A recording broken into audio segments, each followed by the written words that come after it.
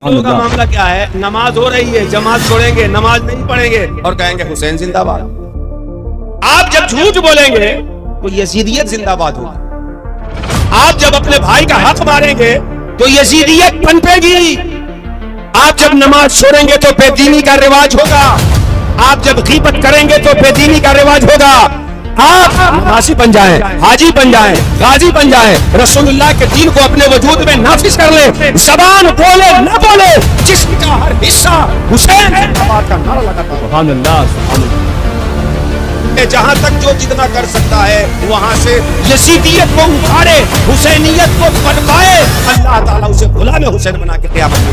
سبحان اللہ۔ نعرے سے محترم قابل صدر احترام عالم نبیل فاضل جلیل حضرت علامہ مولانا مفتی کتاب الدین ثاقب اللہ رضوی نائب پرنسپل جامعہ عارفیہ خانقاہ عارفیہ سید سلامہ کوشامبی آباد کو آپ حضرات کے سماعتوں کے حوالے کر رہا ہوں۔ آئیے نعرے سے استقبال کرتے ہیں۔ نعرے تکبیر۔ کیسا نعرہ تھا وہ یارو حیدر کرار کا، کیسا نعرہ تھا وہ یارو حیدر کرار کا، دل ہلا کر رکھ دیا تھا لشکر کفار کا۔ لگاتے ہیں نعرہ یہ ایمان والے، محمد ہمارے بڑی شان والے۔ نعرے تکبیر، نعرے رسالت، علماء اہل سنت، ذکر شدائے قبلہ کانفرنس، نعرے تکبیر، نعرے رسالت۔ منبر نور پہ تشریف فرما معزز علماء کرام، مداحان اہل بیت، ثناخوان حبیب کبریا،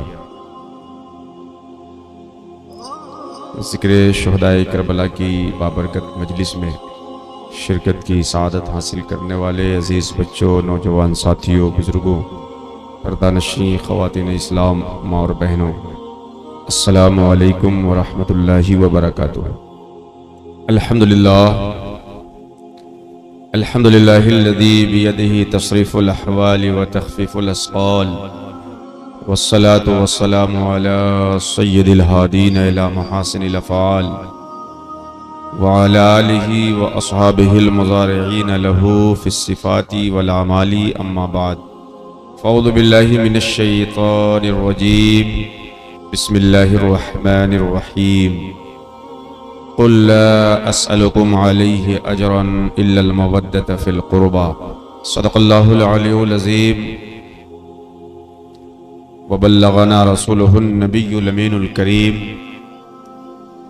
ونحن على ذلك لمن الشاهدين والشاكرين،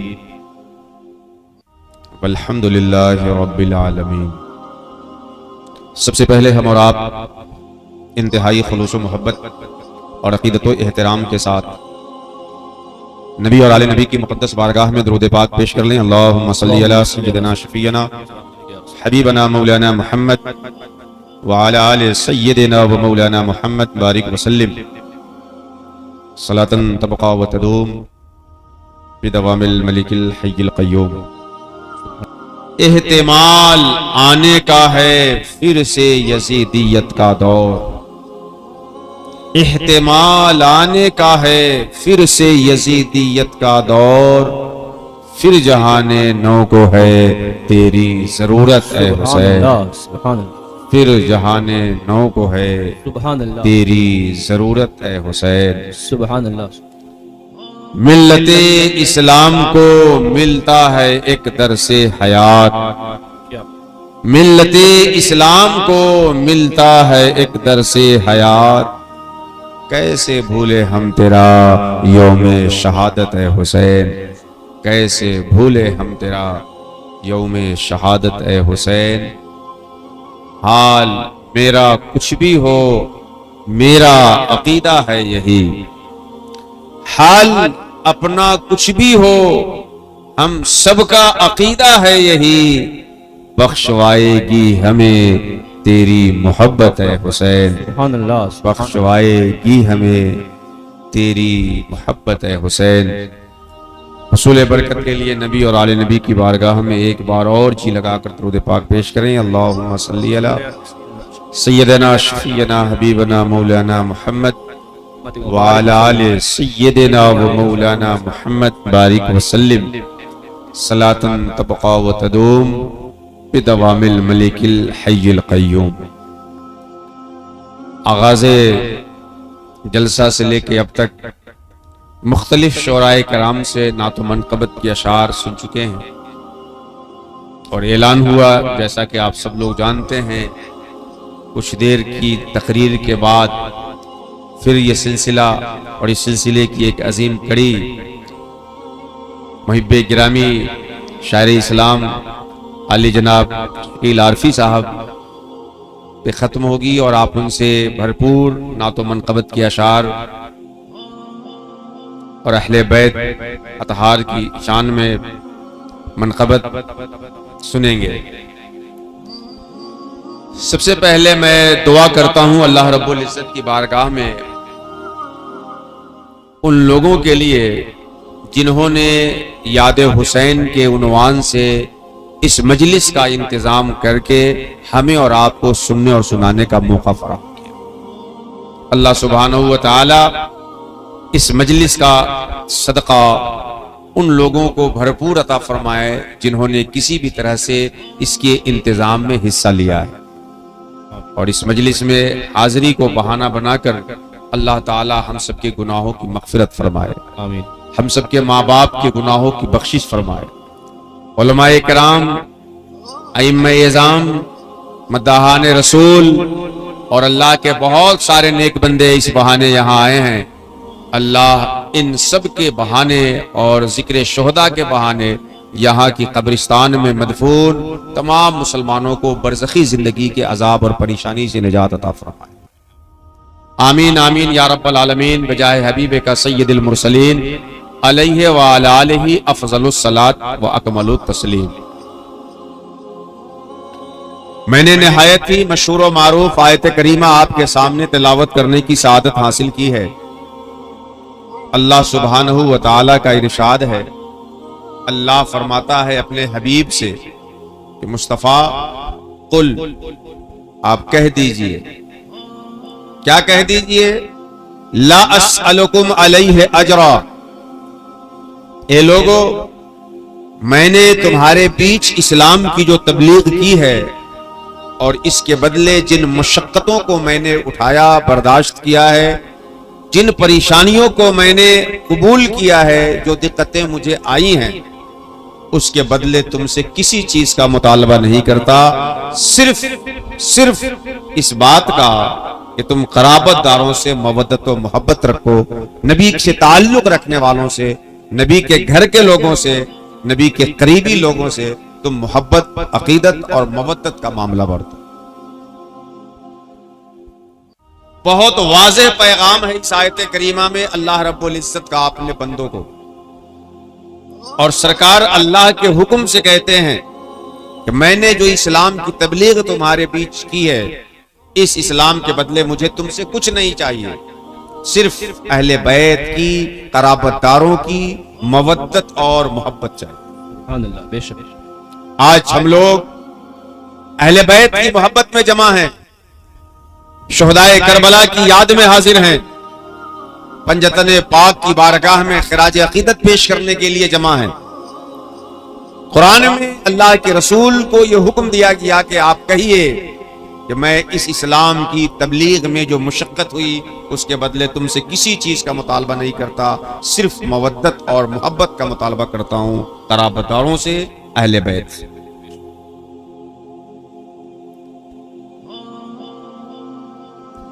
ظاہر سی بات ہے، آپ اس چیز کو اچھی طرح سمجھتے ہیں کہ کسی بھی نعمت کی اہمیت کا انسان کو احساس تب ہوتا ہے جب اس نعمت کے حاصل کرنے میں پیش آنے والی مشقتوں کا آدمی کو احساس ہو۔ آپ کے پاس جتنی بھی چیزیں ہیں اس میں جو چیز آپ کٹھنائیوں سے حاصل کیے ہیں، دکھ سہ کے حاصل کیے ہیں، پریشانی اٹھا کے حاصل کیے ہیں، اس چیز کی اہمیت آپ کے نزدیک زیادہ رہتی ہے بنسبت ان چیزوں کو جسے آپ بغیر مشقت کے، بغیر پریشانی کے بڑی آسانی سے حاصل کر لیتے ہیں۔ اگر آپ کے جیب سے 500 روپے گر جائے تو اتنا افسوس نہیں ہوتا جتنا 50,000 کے گرنے سے ہوتا ہے۔ بات حقیقت ہے نا؟ کیوں؟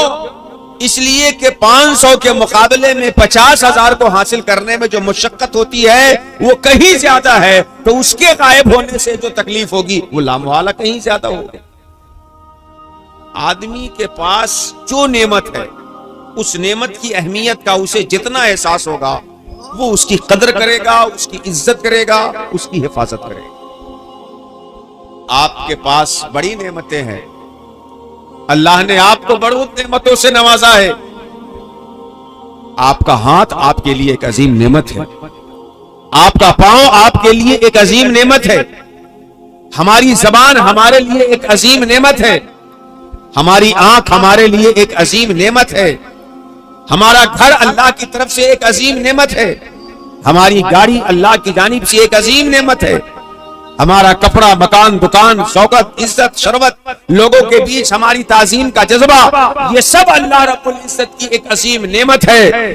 مگر ان ساری نعمتوں کو ایک پلے پہ رکھ دے اور اللہ نے ہمیں جو اسلام کی نعمت عطا کی ہے اسے دوسرے پلے پہ رکھے تو ساری نعمتیں ہیج ہو جائیں گی، اور سب سے عظیم نعمت ہماری زندگی میں اللہ کی جو ہے وہ اسلام کی نعمت ہے۔ سبحان اللہ، سبحان اللہ، زندہ باد۔ اللہ تعالیٰ نے ہم پہ اور آپ پہ بڑا احسان کیا ہے کہ اس نے ہمیں اور آپ کو اسلام کی نعمت عطا کی۔ ہمارے جسم کا ہر بال زبان بن جائے اور اللہ کا شکر ادا کرے اس نعمت پہ، تو اس کے اس نعمت کا شکریہ ادا نہیں ہو سکتا۔ یہ اسلام جس کے ہم لوگ مانتے ہیں، جس کو ہم لوگ فالو کرتے ہیں، جس کے ہم لوگ ماننے والے ہیں، بڑی مشقتوں سے پیغمبر اسلام نے اس کی تبلیغ کی، امت کے بیچ اس اسلام کو پیش کیا، اور بڑی کٹھنائیوں سے اور قربانیوں سے شہداء نے اپنی جانیں نچھاور کر کے اس اسلام کے اصولوں کی حفاظت کی۔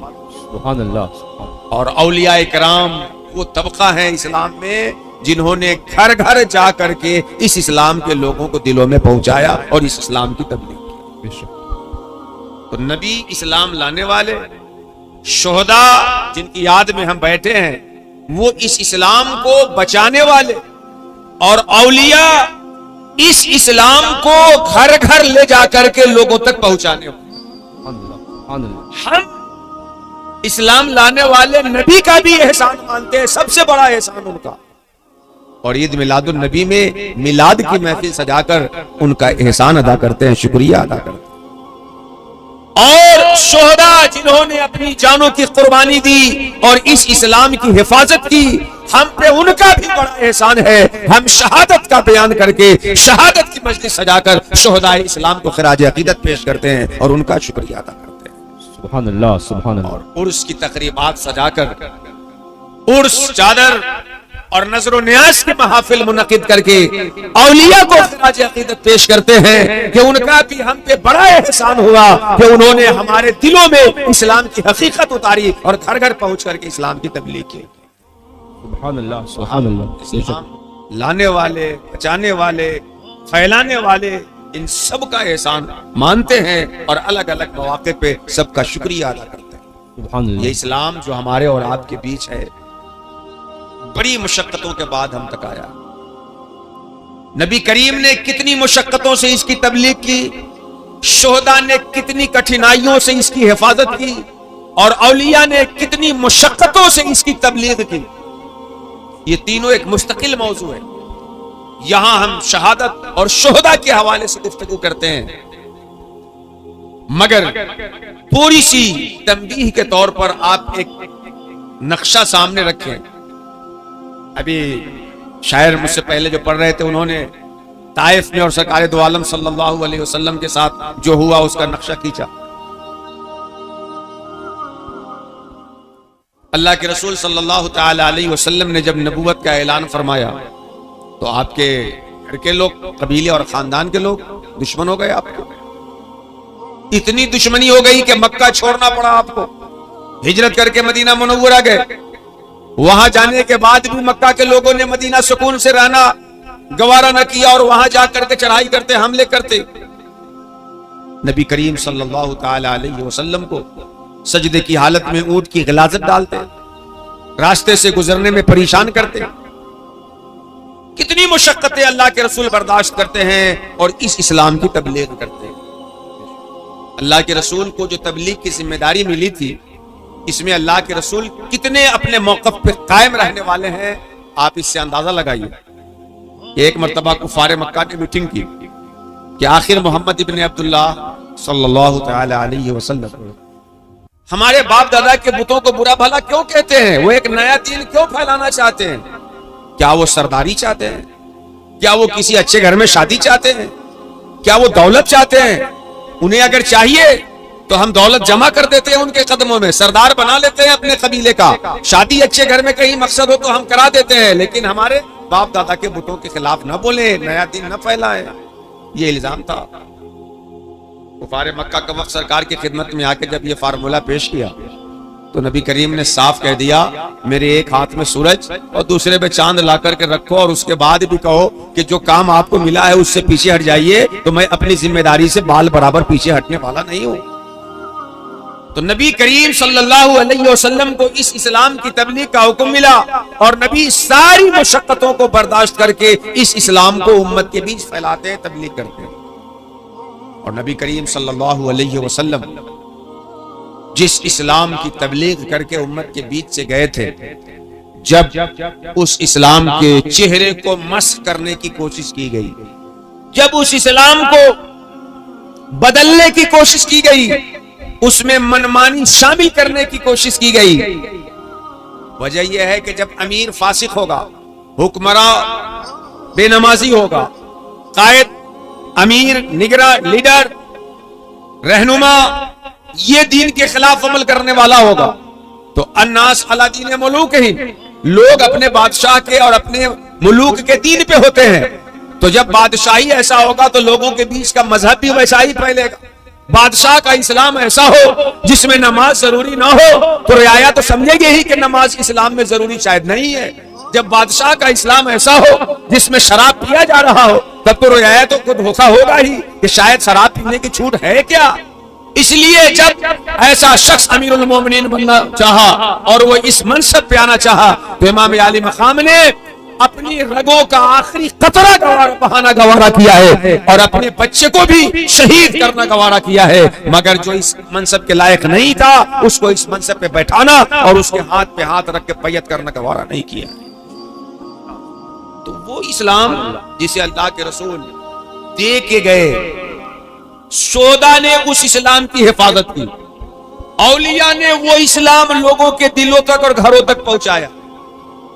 آج میں آپ سے عرض کر دوں کہ شہداء نے جس اسلام کے اصول کی حفاظت کے لیے قربانی دی ہے، ان کی بارگاہ میں خراج عقیدت کا سب سے بہتر اگر کوئی ذریعہ ہو سکتا ہے تو وہ یہ کہ جس اسلام کے چہرے کو صحیح طور پر آنے والی نسلوں تک منتقل کرنے کے لیے انہوں نے قربانی دی، ہم بھی اپنی زندگی میں اس بات کے لیے کوشش کریں کہ جیسا اسلام رسول اللہ نے پیش کیا، جس کی حفاظت شہداء نے کی، جس کی تبلیغ اولیاء نے کی، وہی اسلام ہم آنے والی نسلوں تک منتقل کریں، اپنے بچوں کے ذہن و دماغ تک لے جائیں، آنے والی جنریشن میں اسی اسلام کو پہنچا دے۔ یہ شہداء کی بارگاہ میں سب سے بہتر خراج عقیدت۔ نعرہ تکبیر، نعرہ رسالت، ذکر امام حسین، سبحان اللہ، زندہ باد زندہ باد۔ جو اسلام اللہ کے رسول لے کے آئے، جس کی حفاظت شہداء نے اپنے جان کے رگوں اور خونوں سے کی اور اولیاء نے اس کی تبلیغ کی، اگر ہم اس اسلام پہ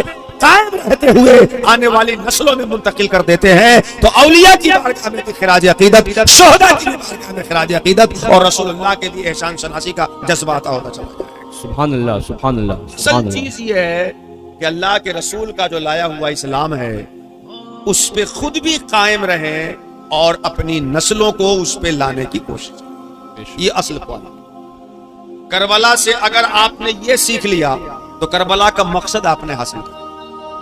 کربلا سے اور شہادت امام علی مقام سے اگر آپ نے یہ جذبہ حاصل کر لیا تو صرف मुहर्रम का महीना और आशूरा का दिन याद शहादत की मजलिस नहीं बनेगी, उस तरीके पे चलते हुए आपका चलना शहादत का जलसा बनेगा। इमाम आली मकाम जिस इस्लाम की हिफाजत के लिए कुर्बानी देते हैं, उस इस्लाम पे जिंदगी गुजारे तो जिंदगी का हर अमल जो इस इस्लाम के मुताबिक होगा शोहदा की बारगाह में खिराज अकीदत। सुभान अल्लाह, सुभान अल्लाह, जिंदाबाद जिंदाबाद, सुभान अल्लाह या रसूल अल्लाह, सुभान अल्लाह। अल्लाह ताला फरमाता है अपने हबीब से, मुस्तफा कह दीजिए लोगों से, ला अस्अलुकुम अलैहि अजरा, मैंने ये मुशक्कत जो बर्दाश्त की इस्लाम की तबलीग में, इसके बदले तुमसे कुछ नहीं चाहता सिवाय कराबतदारों की मवद्दत की, घर वालों की मोहब्बत, अहले बैत अतहार की मोहब्बत, नबी की सूरत और सीरत और साँचे में ढल जाने वाले नुफूस कुदसिया की मोहब्बत, सिर्फ इसका मुतालबा।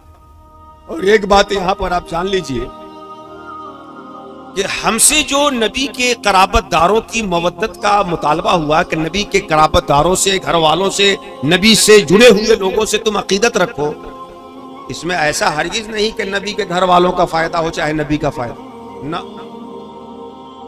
आप अली को अली कहें तब भी अली अली है, और कोई अली को अली ना कहे तब भी अली अली अली बुलंद है। हाँ, अली को अली कहने से आप बुलंद बना दिए जाएंगे, अली इससे पाक है कि किसी के बुलंद कहने से बुलंद। सुभान अल्लाह, नारे तकबीर, नारे रिसालत, सुभान अल्लाह, सुभान अल्लाह। हम हसन को हसन कहें तो हसन को फायदा हो, नहीं, हसन तो हसन है ही, हम उनको हसन कहेंगे तो हमारे अंदर हुस्न आ जाएगा, हमारे अंदर अच्छा है। सुभान अल्लाह, सुभान अल्लाह। फातिमा जहरा को जहरा कहें तो वो चमकदार जहरा बनेगी, नहीं, वो तो जन्नती खातूनों की सरदार हैं, जहरा हैं। आप उनका जिक्र करेंगी तो आपको दीन पर चलने का शऊर मिलेगा। सुभान अल्लाह। अहले बैत की कराबत, नबी के घर वालों की मवद्दत जो हमसे मांगी गई, इसमें उनका फायदा नहीं है, आपका फायदा है, मोहब्बत रखने वालों का फायदा। सुभान अल्लाह। क्या फायदा है? जब नबी के घर वालों से आप मोहब्बत रखेंगे तो दीन पे कैसे कायम रहेंगे, इस्लाम पे कैसे जमे रहेंगे, ये सबक नबी के घर वाले आपको सिखाते हैं। सुभान अल्लाह। नबी के घर वाले आपको बताते हैं। अब आप देखिए ना, इसी हवाले से करबला हर साल मुहर्रम का महीना और आशूरा का दिन आता है। इस बार भी आशूरा का दिन गुजर गया और मुहर्रम का महीना तकरीबन निस्फ गुजर चुका, आधा बचा हुआ है, वो भी गुजरेगा। आप अपने ज़मीर से, अंतर आत्मा से एक सवाल कीजिए कि हर साल की तरह इस बार भी आशूरा गुजर गया, इस मुहर्रम ने तुम्हारे अंदर क्या तब्दीली पैदा की? क्या बात है, वाह वाह, सुभान अल्लाह। आप अपने दिल से पूछिए ना सवाल। आपकी अगर 40 साल की जिंदगी है, 60 साल की जिंदगी है, तो 40 मुहर्रम गुजरे, 41वां और गुजर गया या गुजर रहा है। आप अपनी ज़मीर को जगाइए कि खाने के लिए खाना नहीं, पीने के लिए पानी नहीं, मगर इस हाल में भी अल्लाह जैसा पसंद करता है वैसा बन के करबला में दिखाया इमाम अली मकाम। सुभान अल्लाह, सुभान। और आप इस मुहर्रम से क्या सीख रहे हैं? आपके अंदर कोई जज्बा आया कि नहीं आया? मिल्लत इस्लाम को मिलता है एक दर से हयात, कैसे भूले हम तेरा यौम शहादत हुसैन। करबला को चंद रस्मों की जंजीर में बांध दिया जाए तो इसकी मानवीयत में फीकापन आता है। करबला को सिर्फ रस्मों में न बांधा जाए, करबला तो हकीकत है, बेनमाजी को नमाजी बनाने वाली, बेरोजे को रोजेदार बनाने वाली, मजलूम को सब्र का सबक सिखाने वाली, मुतवक्किल को तवक्कुल का दर्स देने वाली, और जिस पे मसाइब के पहाड़ जाए और दुनिया छीन लिया जाए, उसके सामने आखिरत का और आखिरत का दरवाजा खोले। जिंदाबाद, जिंदाबाद, जिंदाबाद। करबला तो एक खुली दास्तान और किताब है। दीन का पासबा, कौसर का धनी जिंदाबाद, अजमत वारी। क्योंकि इंसान की फितरत में यह बात है कि इंसान जब अपने से बड़ी मुसीबत वाले को देख लेता है तो अपनी मुसीबत को हल्का समझने लगता। और यही बात दूसरे तरफ भी है, नेमत के बाब में चले जाइए। अगर इंसान अपने से बड़ी नेमत वाले को देख ले तो उसके पास जो नेमत होती है उसको भूल जाता। दोनों में ये चीज इंसान की फितरत दिखाती है। अब बाइक से चल रहे हैं और सामने से 4 चक्का वाला गुजर जाए तो दिल में आएगा, यार कब तक यही रेंगते रहोगे। 4 چکا والی 8 لاکھ والی گاڑی سے سوئفٹ وغیرہ سے جا رہے تھے اور انووا والا گرجا ٹاپ ماڈل لے کر 32-40 لاکھ والی. کہے گا یار کاش 2025 میں ہم بھی لے لیے ہوتے. اور آپ کے پاس جو نعمت ہے اس کو بھول جائیں. بڑی نعمت کو دیکھیں گے, آپ سے بڑی جو نعمت ہوگی اسے, تو آپ کے پاس جو اللہ کی نعمت ہوگی اسے بھول جائیں گے. اور آپ کے پاس جو مصیبت ہے اس سے بڑی مصیبت کو دیکھ لیں تو آپ کو جو مصیبت ہوگی اسے بھول جائیں گے. کیا بات. گھر میں شادی ہو, ولیمہ ہو, سب لوگ سج دھج کے جاتے ہو اور آپ زکام سے چھینکتے چھینکتے پریشان ہو, تو آپ پریشان ہو جائیں گے نا, یار زکام کو آنا تھا تو آج ہی آیا ہے, 2-4 دن پہلے آ گیا ہوتا یا بعد میں آتا. زکام سے ہی پریشان ہو جائیں گے. لیکن جب اس وقت آپ ہاسپٹل میں ان لوگوں کو دیکھ لیں جن کی ہڈیاں ٹوٹی ہیں, پسلیاں ٹوٹی ہیں, جن کے سر پھٹے ہوئے ہیں, جن کا پیٹ چاک کر کے آپریشن کیا جا رہا ہے, تو زکام اور سر درد کو ایسے ہی بھول جائیں گے جیسے کہ ہو نہیں. آپ کی زندگی میں جو بھی مصیبت آئے وہ کربلا کے قریب بھی نہیں ہو سکتی. جب بھی مصیبت میں تھک کے چور ہو جائے کربلا یاد کر لیجئے, کربلا آپ کو ایک نئی زندگی دے دے گی. سبحان اللہ, سبحان اللہ, آپ کربلا یاد سبحان اللہ. آپ کو ایک نئی زندگی لے لیجیے. فجر کا وقت آئے, سردی کا موسم ہو, ڈر لگے کہ کہیں ٹھنڈی تو نہ لگ جائے گی, کہاں جاؤ گے, کربلا یاد کر لیجیے. رمضان کا مہینہ آیا, روزہ رکھنے میں ڈر لگتا ہو, کربلا یاد کر لیجیے. زکات نکالنا آپ کے اوپر واجب ہو گیا, نکالنے میں دائیں بائیں نفس سمجھا رہا ہے, کربلا یاد کر لیجئے. تو کربلا تو ہمیں زندگی کے ہر موڑ پر یاد رکھنا ہے تاکہ رسول اللہ کے لائے ہوئے دین پہ ہم قائم رہ سکے, چل سکے, زندگی گزار سکے. سبحان اللہ, سبحان قل لا اسألکم علیہ اجرا الا المودۃ فی القربى. مصطفیٰ ہم تم سے, مصطفیٰ آپ کہہ دیجئے لوگوں سے کہ تبلیغ کے بدلے کچھ نہیں مانگتے, صرف قرابت داروں کی محبت اور مودت. آپ اہل بیت سے جڑے رہیں, اہل بیت سے محبت رکھیں, اہل بیت کی روش پہ گامزن رہیں, اہل بیت نے جس طرح اسلام پہ عمل کر کے سکھایا دکھایا ہے اسلام پہ جمے رہیں. آپ زمین کے اوپر بھی سرخرو رہیں گے, زمین کے نیچے بھی آرام سے رہیں گے, اور قیامت میں جب زمین سے اٹھیں گے تو اس دن بھی اللہ کی بارگاہ میں انعام کے مستحق ہوں گے. یہ کربلا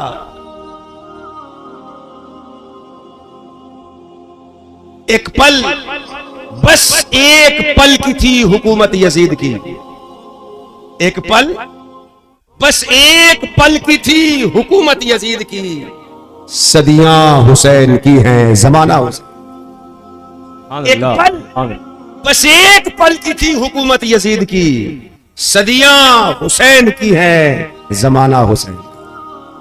آپ دین پہ قائم رہنے کے لیے ایک پل مصیبت اٹھا لیجئے, اللہ یہاں سے لے کے قیامت تک کے راستے آپ کے لیے آسان فرما دے گا. کیا بات. آپ دین پہ قائم رہنے کے لیے, شریعت کے نظام پہ جمے رہنے کے لیے بس ایک پل کی مصیبت سہ لیجئے, اللہ یہاں سے قیامت تک کا مسئلہ آپ کے لیے حل کر دے گا. مرنے کے بعد لوگ آپ کا تذکرہ کریں گے. اور دوسری طرف کربلا کا جو دوسرا رخ تھا, کربلا میں جو دوسرا کردار تھا یزید کا, فوج اس کے پاس, حکومت, تخت, سلطنت, بادشاہت سب اس کے پاس, کھانے کے لیے, کھانے پینے کے لیے, کھانا پانی سب اس کے پاس, دوا علاج سب اس کے پاس. اور حسینی خیمے میں کچھ بھی نہیں ہے مگر حق کے ساتھ قائم ہے, دین پہ جمے ہوئے. اس کربلا نے ہمیں اور آپ کو کیا سکھایا کہ کچھ بھی آپ کے پاس نہ رہے, اللہ کو جو پسند ہے وہ آپ کے پاس ہے تو سب کچھ آپ کے پاس ہے. کچھ بھی آپ کے پاس نہ رہے لیکن اللہ جو چیز پسند کرتا ہے وہ کام کرتے رہے, وہ حق اور وہ پسند اللہ کی آپ کے پاس ہے, تو کچھ نہ ہو کے بھی سب آپ کے پاس ہے. اور یزید کے پاس سب ہے مگر اللہ کو جو پسند ہے وہ نہیں ہے, تو سب ہو کے بھی وہ نہ ہو جو اللہ کو پسند ہے, تو کچھ نہیں ہے. کیا بات ہے. سبحان اللہ, سبحان اللہ, سبحان. کچھ نہ ہو کے بھی سب ہو, یہ کربلا میں حسین سکھاتے ہیں اگر اللہ خوش ہو جائے تو, اور سب ہو کے بھی کچھ نہیں ہے. یہ یزید کا کردار آپ کو دعوت فکر دیتا ہے اگر وہ چیز آپ کے پاس نہیں ہے جو اللہ آپ سے خوش ہوتا ہے. یہی چیز آپ اپنا لیجئے اپنی زندگی میں, یہی چیز آپ اپنا لیجئے. کربلا تو یہ سچ ہے کہ روئے زمین کا ایک ٹکڑا ہے, عراق میں واقع ہے, لیکن کربلا کی معنویت تو سب کے اندر گھر گھر کی طرح موجود ہے. کربلا خود آپ کے اندر ہے, کربلا خود ہمارے اور آپ کے اندر ہے. مولانا روم صاحب نے مثنوی میں بڑی پیاری بات اور اس پہ ایک فلسفہ قائم کیا کہ دنیا میں جتنی چیزیں ہیں سب انسان کے اندر. مولانا روم صاحب نے کہا دنیا میں جتنی چیزیں ہیں سب انسان کے اندر ہے. پہاڑ کی گود میں بہنے والے آبشار اور جھرنے آنکھوں سے آنسو بہ کر کے اسے دعوت مبارزت دیتے ہیں. کیا بات. غیظ و غضب کے وقت دشمن کو کھا جانے والے جذبات آگ کو بھی سرد ہو جانے پہ مجبور کرتے ہیں. دشمن سے انتقام پہ آ جائے تو چیر کے کھا لینے والا انسان شیر کو بھی درندگی میں پیچھے چھوڑ دیتا ہے. اور لالچ میں اپنے بھائی کے قتل اور ناحق جان لے لینے والا انسان ایک ہڈی کے لیے لڑنے والے کتوں کو بھی پیچھے چھوڑ کر کے لالچ میں آگے چل جاتا ہے. تو کربلا کیا بلکہ سب چیز آپ کے اندر ہے اور کربلا بھی آپ کے اندر ہے. بس آپ کو فیصلہ یہ کرنا ہے کہ اس کربلا میں میرے امام نے اپنا سب کچھ قربان کیا ہے مگر یزید کے ہاتھ پہ ہاتھ نہیں دیا ہے. ہم بھی غلام حسین ہیں, ماں بہنیں کنیز فاطمہ ہیں. ہمارا عہد ہو اس مجلس میں کہ اپنے اس کربلا میں یزید کی بیعت قبول نہیں کریں گے, حسینیت زندہ باد کریں گے اور دین کو اپنی زندگی میں قائم کریں گے. یہ سبق لے لیجئے تو کربلا کے فاتح آپ بھی بن جائیں گے. آپ کے اندر کربلا کیسے ہے؟ کربلا جو ہوا اس میں زیادہ تفصیل میں نہ جا کر کے میں اس کا ایک بیک گراؤنڈ آپ کے سامنے رکھ دوں تاکہ میری اب یہ گفتگو آپ کو سمجھ میں آئے. سرکار 63 سال کی عمر میں جب دنیا سے تشریف لے گئے, مسلمانوں نے حضرت ابو بکر صدیق کو اپنا امیر بنایا, ابو بکر نے حضرت عمر کو بنایا. حضرت عمر نے 6 لوگوں کے مشورے پہ یہ بات رکھ دی کہ جسے چاہے بنائے. ان 6 لوگوں نے عثمان غنی کو بنایا. حضرت عثمان غنی کے بعد مولا علی کو لوگوں نے بنایا. مولا کائنات کے بعد حسن مصطفیٰ تک بنایا. 6 مہینے تک حسن مصطفیٰ مسلمانوں کے امیر رہے. پھر انہوں نے دیکھا کہ مسلمان آپس میں والد گرامی کے زمانے کی طرح لڑنے پہ آمادہ ہو گئے. ادھر شام کی فوج ہے, ادھر آپ کے ماننے والے. تو آپ نے صلح کر لی اور حکومت امیر معاویہ کے حوالے کر دی تاکہ مسلمانوں کی خون ریزی نہ ہو, مسلمانوں کی جانیں بے حق نہ جائے. پھر امیر معاویہ کے بعد جب ان کا بیٹا یزید اس پہ زبردستی قابض ہو کر کے امیر المومنین بننا چاہا, امام عالی مقام نے اس کا انکار کر دیا اور اس کی قیمت ادا کی جس کو کربلا کہتے ہیں. یہ ایک بڑا شارٹ کے ساتھ اس کا ایک خاکہ ہے جس کو آپ لوگ بار بار سنتے ہیں. میں بتانا یہ چاہتا ہوں کہ کربلا آپ کے اندر کیسے ہے اور آپ کو کیا کرنا ہے. وہاں ایک حکومت تھی, یزید امیر المومنین خود بننا چاہتا تھا اور امام پاک سے بیعت لینا چاہتا تھا کہ آپ اپنا امیر مجھے مانے. امام عالی مقام نے انکار کر دیا. یہ ہمارا اور آپ کا جسم ہے, یہ ملک کی طرح ہے, سلطنت کی طرح ہے. سر سے لے کے پاؤں تک جو آپ کا جسم ہے نا, یہ ایک ملک کی طرح ہے. ہاتھ اس کے لیے وزیر دفاع ہے. جب کوئی اس ملک پہ حملہ کرتا ہے تو فوج کی طرح ہاتھ اس ملک کی حفاظت کرتی ہے. زبان اس ملک کے لیے وزیر خارجہ ہے, وزیر ترجمان ہے. یہاں کی جو بات ہوتی ہے میڈیا کی طرح اندر سے باہر بات زبان پہنچاتی ہے. آنکھ اس ملک کے لیے جاسوس ہے, خفیہ ایجنسی کی طرح آنکھ اس ملک کے لیے کام کرتی ہے. تو یہ پورا ایک ملک ہے اور جو بھی ملک ہو, کوئی بھی سلطنت, اس کا ایک شہر ہوتا ہے جو کیپٹل کہلاتا ہے, یعنی اہم شہر, سٹی, کیپٹل سٹی. تو پورے وجود کی جو راجدھانی ہے وہ سینا ہے. اور جو کیپٹل سٹی ہوتی ہے راجدھانی, اس میں ایک گھر ہوتا ہے جس کو سنسد بھون کہتے ہیں, جس میں ملک کے نمائندہ بیٹھتے ہیں اور وہاں فیصلہ ہوتا ہے جو پورے ملک پہ نافذ ہوتا ہے. تو سینا کیپٹل ہے اور اس میں دل ہے جو ایک راجدھانی کی طرح. اس سینے میں قلب ہے, دل ہے, وہ راجدھانی کی طرح ہے. اور اس دل میں راجدھانی میں 2 جماعت ہوتی ہے, ایک پکش ایک وپکش, ایک حزب اختلاف ایک حزب اقتدار. ایک جس کا حکم چلتا ہے اور دوسرا جو اس کے حکم پہ تبصرہ کرتا ہے, نقد کرتا ہے, اس کی کمیوں کو اجاگر کرتا ہے, اس کے خلاف لے جاتا ہے. ہمارے اور آپ کے اندر بھی 2 قوتیں ہمیشہ ہیں.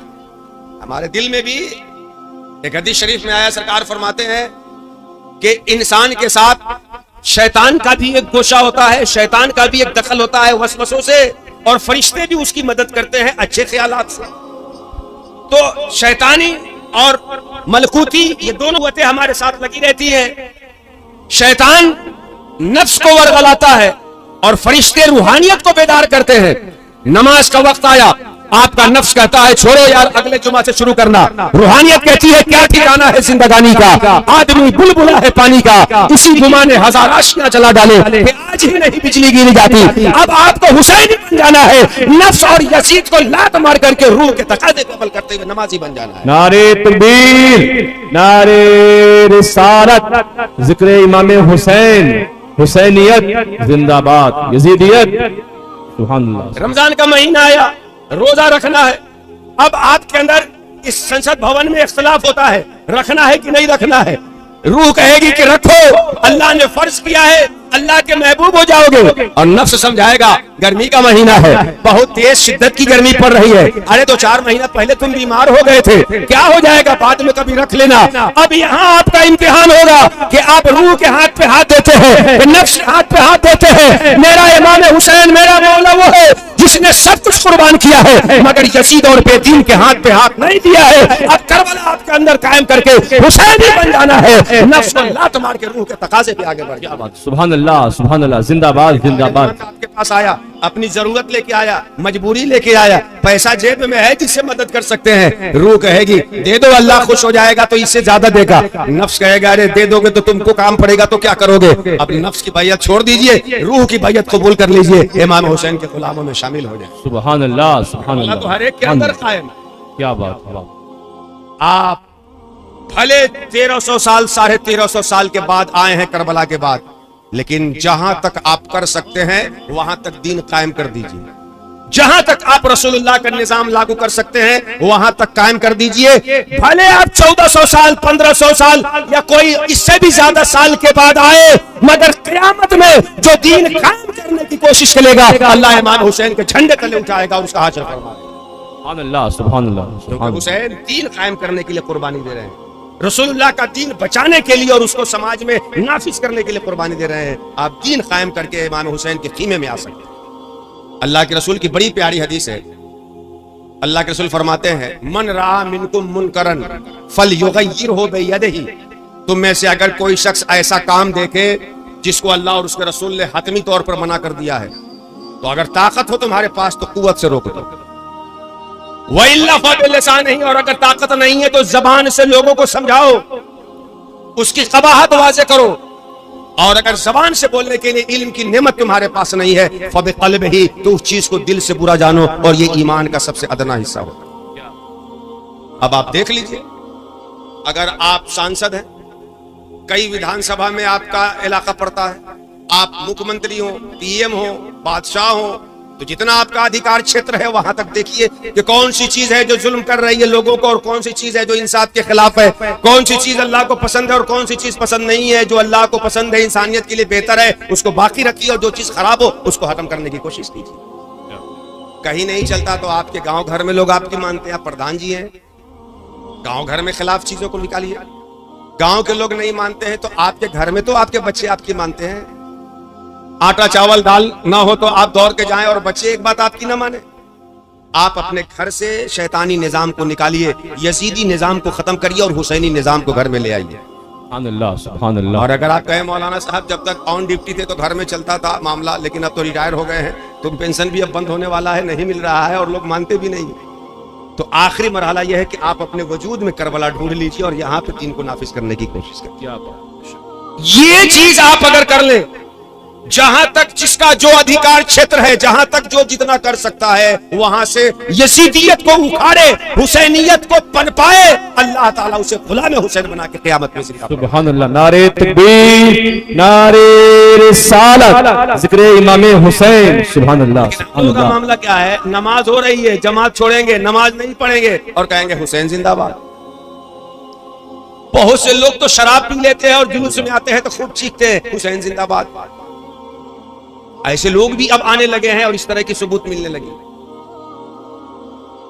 آپ جب جھوٹ بولیں گے تو یزیدیت زندہ باد ہوگی، آپ جب اپنے بھائی کا حق ماریں گے تو یزیدیت پنپے گی، آپ جب نماز چھوڑیں گے تو بے دینی کا رواج ہوگا، آپ جب غیبت کریں گے تو بے دینی کا رواج ہوگا۔ آپ نمازی بن جائیں، حاجی بن جائیں، غازی بن جائیں، رسول اللہ کے دین کو اپنے وجود میں نافذ کر لیں، زبان بولے نہ بولے، جسم کا ہر حصہ حسین زندہ باد کا نعرہ لگاتا ہو۔ سبحان اللہ سبحان اللہ سبحان اللہ۔ تو ضرورت اس بات کی ہے کہ ہم لوگ اپنے وجود میں دین نافذ کریں، جس دین کی بقا کے لیے اور اس کے اصولوں کی حفاظت کے لیے امام علی مقام نے کربلا میں اپنے رفقا کی، اپنے جانثاروں کی، اپنے ماننے والوں کی قربانی دی۔ اللہ کے رسول صلی اللہ تعالی علیہ وسلم نے اسی لیے فرمایا مثل اہل بیتی کا سفینۃ نوح، میری اہل بیت کشتی نوح کی طرح ہے، اہل بیت کشتی نوح کی طرح ہے، من رکیبہا فقد نجا، جو اس میں سوار ہو گیا وہ نجات پا گیا، ومن تخلف عنہا فقد ہلک، اور جو اس سے الگ ہو گیا وہ ہلاک ہو گیا۔ حضرت نوح ایک بڑے عظیم پیغمبر گزرے، 950 سال تک انہوں نے اپنے وہ لوگوں کو اللہ کی طرف دعوت دی، چند لوگوں کو چھوڑ کے کوئی ان کی دعوت کو قبول نہیں کیا۔ انہوں نے دعا کی کہ اللہ ان کو ہلاک کرتے بھی ان کی نسل سے کوئی متقی اور صالح پیدا ہونے والا نہیں۔ اللہ نے حکم دیا کہ اپنے لیے تو کچھ انتظام کر لو، اللہ کے حکم سے کشتی بناتے ہیں۔ کفار جب گزرتے تو کہتے کہ کتنی بڑی آفت آنے والی ہے کہ اتنی بڑی کشتی بنا رہے ہیں، مذاق اڑاتے ہیں۔ حضرت نوح کہتے کہ آج تم ہنس لو، کل ہم ہنسیں گے تمہارے اوپر۔ کشتی تیار ہو گئی، بہت بڑا طوفان آیا، پانی کا سیلاب آیا، پہاڑ وغیرہ سب اس میں ڈوبنے لگے۔ اس کشتی میں سوار ہو گئے تھے وہ بچ گئے، اور انہی کی نسل سے انسان آج ہے، اور جو اس میں نہیں سوار ہوا تھا سب ہلاک ہو گئے۔ سرکار فرماتے ہیں کہ جو دین میں نے تجھے دیا ہے، اہل بیت کی کشتی میں سوار ہو جاؤ گے تو چاہے یزیدی فتنہ جتنا بڑا آ جائے، اس دین کی چراغ کو کوئی گل نہیں کر سکے گا، بجھا نہیں سکے گا۔ اہل بیت کی کشتی میں سوار ہو جاؤ گے، بچ جاؤ گے، ورنہ تو جو وہاں نہیں سوار ہوا تھا ہلاک ہوا تھا، جو یہاں اہل بیت سے کٹ جائے گا، اس دین سے مٹ جائے گا، چھٹ جائے گا، اس کے دین میں یزیدیت گھس جائے گی، یزیدیت گھس جائے گی اس کے دین میں، وہ ہیلا اور بہانے کا شکار ہو جائے گا، دین میں مخلص نہ رہ جائے گا۔ اہل بیت، لیکن اس میں سرکار نے یہ نہیں فرمایا کہ جو اہل بیت کی صرف تعریف کر دے وہ بچ جائے گا، سرکار نے فرمایا جو اس کشتی میں سوار ہوگا وہ بچے۔ آپ اہل بیت کے نام پہ جلسہ کر رہے ہیں، ایک ایک اجر آپ کو اللہ اس کا عطا فرمائے گا۔ ان اللہ لا یضیع اجر من احسن عملا، اللہ اچھا کام کرنے والے کے اجر کو ضائع نہیں کرتا، اللہ آپ کو اجر دے گا، لیکن اس کا مکمل فائدہ ہمیں تب ملے گا کہ ان مواقع پہ اہل بیت کی زندگی سن لیں اور پورے سال تک ہوم ورک کی طرح اس کو اپنی زندگی میں نافذ کرتے رہیں۔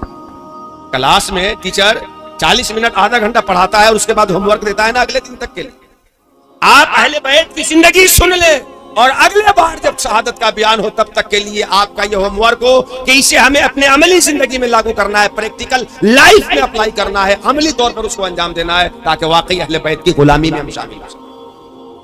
جو اس کشتی کی تعریف کرے گا وہ نہیں بچے گا، جو اس کشتی میں سوار ہو جائے گا وہ بچے گا۔ اور سوار ہونے میں کیا ہوتا ہے؟ جب کوئی کشتی میں چڑھ لیتا ہے، سوار ہو جاتا ہے، تو جدھر کشتی جاتی ہے سوار بھی ادھر ہی جاتی ہے۔ کشتی ہلتی ہے تو سوار بھی ہلتا ہے، کشتی ساکن رہتی ہے تو سوار بھی ٹھہرا رہتا ہے، کشتی دائیں بائیں مڑتی ہے تو سوار کا رخ بھی چینج ہو جاتا ہے۔ سوار اپنی طبیعت کا مرید اور غلام نہیں رہتا، کشتی کے تابع ہو جاتا ہے۔ تو اہل بیت کی کشتی میں سوار ہونے کا مطلب یہ ہے کہ جو اپنی خواہشوں کے مطابق زندگی گزارنے کے بجائے اہل بیت کی روش اور ان کی غلامی پہ زندگی گزارے گا وہ نجات پا جائے۔ سبحان اللہ، نعرہ تکبیر، نعرہ رسالت، ذکر امام حسین، حسینیت زندہ باد۔ اچھا آخری بات عرض کر دوں کہ ہم چاہے جو رہے، اگر اہل بیت سے تعلق ہو گیا تو یہ تعلق سب پہ بھاری ہوگا۔ ہم جو رہے اگر یہ تعلق ہو گیا، یہ اور بات ہے کہ تعلق کی بھی کئی کیٹیگری ہوتی ہے، بہت ہائی فائی تعلق، بہت مضبوط، کم، اس سے کم، لیکن اگر ہو گیا تعلق تو یہ تعلق بہرحال ہم پہ بھاری رہے گا، سب پہ غالب رہے گا۔ کیسے؟ اس بات کو سمجھانے کے لیے بڑی پیاری بات حافظ شیرازی نے کہی ہے تو فارسی میں، لیکن میں آپ کے لیبل پہ سمجھاؤں گا۔ حافظ شیرازی نے کہا، یار مردان خدا باش کہ در کشتی نوح نیک لوگوں کی صحبت اختیار کرو کہ کشتی نوح میں ہست خاکے کہ بآب نخرت طوفانا، خاک کا ایک ذرہ بھی ہے جو طوفان کو پانی کا ایک قطرہ نہیں سمجھتا۔ سبحان اللہ۔ آپ جب کشتی میں کبھی چڑھتے ہیں تو آپ کے چپل میں، آپ کے جوتے میں، آپ کے پاؤں میں لگ کر کے گرد و غبار، مٹی کا کچھ حصہ کشتی پہ چل جاتا ہے کہ نہیں چل جاتا؟ ارے آپ گاڑی پہ جب چڑھیں تو آپ کے جوتے سے کچھ گرد و غبار لگ کے گاڑی کے اندر چلا جاتا ہے کہ نہیں چلا جاتا؟ جب کشتی پہ آدمی بیٹھتا ہے تو جو سوار ہوتا ہے اس کشتی پہ، اس کے پاؤں سے مٹی کا کچھ حصہ لگ کے جو کشتی میں چلا جائے گا، جب وہ طوفان نوح میں کشتی اوپر پانی پہ تیر رہی تھی تو وہ پانی جس نے پہاڑوں کو ڈبا کے رکھ دیا تھا، پاؤں سے لگ کر خاک کا جو ذرہ کشتی میں سوار ہو گیا تھا، وہ خاک کا ذرہ پورے طوفان کے پانی کو ایک قطرہ نہیں سمجھ رہا تھا۔ تو جب ہم اہل بیت سے رشتہ مضبوط کر لیں گے تو چاہے یزیدی یہ وقت جتنے بڑے پاور کے ساتھ ہو اور یزیدی جتنے लश्कर के साथ हो। अहले बैत का रिश्ता जब मजबूत होगा तो कोई हमारे वजूद से दीनी निजाम को सुभान अल्लाह, सुभान अल्लाह, जिंदाबाद जिंदाबाद या रसूल अल्लाह, सुभान अहले अल्लाह। बैत से ताल्लुक जब मजबूत रहेगा, आहा, और इसी को दूसरे लफ्जों में आकाए करीम ने हजतुल वदा के मौके पे बड़े वाज़ लफ्जों में फरमाया, इन्नी तारिकुन फीकुम सकलैन, मैं तुम में दो गिरा कीमती चीज छोड़ के जा रहा हूं, किताबुल्लाह व इतरती, किताबुल्लाह व सुन्नती, अल्लाह की किताब और अहले बैत, सुन्नत और अहले बैत जो किताबुल्लाह की तशरीह करते हैं। जब तक तुम इन दोनों को, किताबुल्लाह को और इतरत को थामे रहोगे, कभी गुमराह नहीं हो सकते, कभी गुमराह नहीं हो सकते, कभी गुमराह नहीं हो सकते। तो आप किताबुल्लाह और अहले बैत, अल्लाह का शुक्र है कि उसने हमारे और आपके सीनों में अहले बैत की मोहब्बत दी, और खास तौर पे मुबारकबाद के मुस्तहिक है इस महल्ले के तुर्कीपुर के नौजवान और तमाम बाशिंदगान कि अहले बैत की मोहब्बत में इतना बड़ा मजमा सजाया। दूर दूर से हमारे भाई शकील आरफी साहब को बुलाया, हम लोग आपके सामने आए। ये मोहब्बत ही का तो तकाजा है, लेकिन अहले बैत की मोहब्बत भी हो और इसके साथ साथ किताबुल्लाह का इल्म भी होना चाहिए। आप कोशिश कीजिए कि साल में जलसा तो करें, इस तरह के जलसा जिसमें उलमा के बयानात हो, अच्छे अशार पढ़े जाए, मनकबत पढ़े जाए, लेकिन इसके साथ साथ आप अपने यहाँ ऐसे मकतब का इंतजाम करें, ऐसे तालीमी और कोचिंग सेंटर का इंतजाम करें जिसमें साल भर तक हमारे बच्चे किताबुल्लाह का इल्म सीख सके, ताकि अहले बैत की मोहब्बत और किताबुल्लाह का इल्म दोनों हमारी नस्लों के पास रहे और वो बैलेंस बना करके सिरात मुस्तकीम पे काम करे। सुभान अल्लाह। हम लोगों ने लंगर को मखसूस कर दिया है सिर्फ खाने पीने में। वजह यह है कि हमारी जिंदगी खाने के आगे बढ़ नहीं पाई, तो लंगर का तस्वुर इससे आगे कहां जाएगा। मानता हूं कि बिरयानी लंगर है, ये भी है, चौहारा लंगर है, सबील लंगर है, ये भी लंगर है, मगर इस सब में अजीब लंगर ये है कि अहले बैत के नाम पर मोहल्ले में कोचिंग सेंटर कायम कर दे। जो बच्चे पढ़ाई नहीं दे सकते, फीस की कीमत नहीं रखते, ऐसे गरीब बच्चे अहले बैत का लंगर खाएंगे और चहल से निकल कर इल्म के रास्ते पे आएंगे। सुभान अल्लाह। जो बच्चा हमारे समाज का स्कूल नहीं जा पा रहा है, उसके लिए अहले बैत का लंगर खोलिए, जिससे वो इल्म सीख सके, कुरान सीख सके, दुनिया में मुहज्जब कौमों की आंखों में आके डालकर जीने का सलीका सीख सके। तो ये सिर्फ 12 दिन तक का लंगर नहीं होगा, 12 महीने का लंगर। सुभान अल्लाह, सुभान अल्लाह। अल्लाह तबारक व तआला हमारे नौजवानों को हौसला दे, अहले बैत से अकीदत रखने वाले को और कुव्वत दे कि वो अहले बैत के मिशन को आम करे। अल्लाह हमें भी गुलामी अहले बैत का हसीन सदका अता फरमाए, अहले बैत के मुताबिक जिंदगी गुजारने की तौफीक अता फरमाए, दिलों को उनकी मोहब्बत में धड़कने का शऊर और सलीका ज्यादा से ज्यादा करे। बंदहा दादे मुहासिल शुद फड़ा वमा अलैना या अखी इल्लल बलाग। अस्सलामु अलैकुम व रहमतुल्लाहि व बरकातुहू।